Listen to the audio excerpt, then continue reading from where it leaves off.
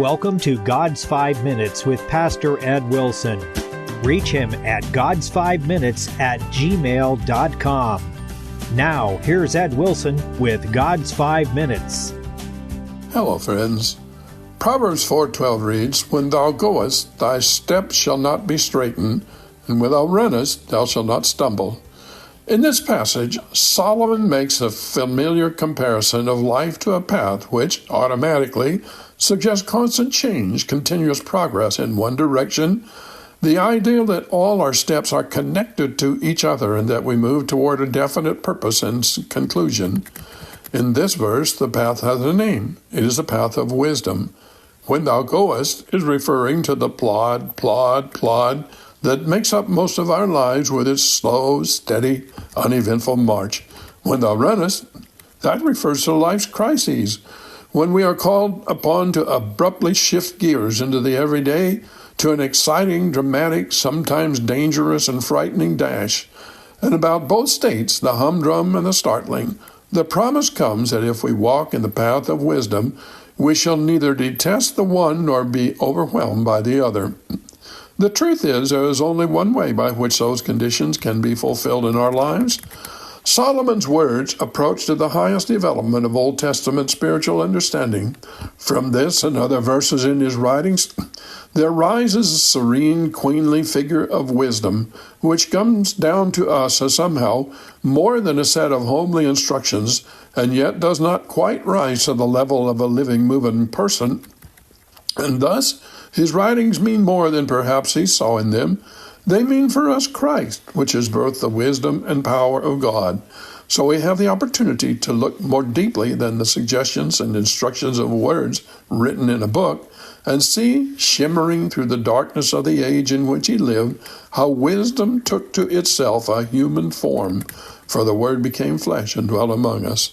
Understood so, the path of wisdom has a heightened meaning, for it becomes a path of personal wisdom, or something dwelling within us as we walk the path that makes the path itself become part of us, and we part of the path. And so then, what does it become to obey the command to walk in the way of wisdom? Why, it means to permit the Christ, who is not only wise but is wisdom, to choose your path of life, and conversely, to be sure all the paths you follow are not your choosing, for then you shall have bad feelings and disappointments over the rocks and muddy bogs that are the daily lot of those who walk through life. And when the moments of terrible crisis arise, you shall not be forced to run wildly screaming into the night. We make Jesus' path ours by following in his steps and by keeping daily company with him on the journey. We walk in his footsteps by covenanting with him, by praying, "Lord, when you say go, I will go. When you say come, I will come. I belong to you, and I rejoice more in your sweet bondage of love than in all liberty to follow carnal, selfish lusts." The second step is to tell him, "As you are, so am I in the world." And the third is, "Leave me not alone. Let me hold to you as I walk the road." By these three things, submission of will, conformity of conduct, closeness of companionship, we position ourselves to fall under the mercy of the text's promise of walking without having our course hemmed in with life's melancholy and running without falling on our faces. Those who look to the path of life itself to provide their soul's amusement and satisfactions are doomed to disappointment. The keenest of life's pleasures lose their luster. There always comes a time when the party is over and the hangover begins. Jesus' answer is to fill us with the wine of the Spirit, so that we love our mundane, lowly lives tamely enough on the outside, but drunk with inner peace and joy on the inside, happy with the light is given us and satisfied in our humble homes, our common lives, our trivial daily chores. Those blessings cause us not to feel the constrictions of the road as hateful things. We rejoice in them as God's tools for making us better saints. We enter in this gate because it is straight, and also very much because it leads to life.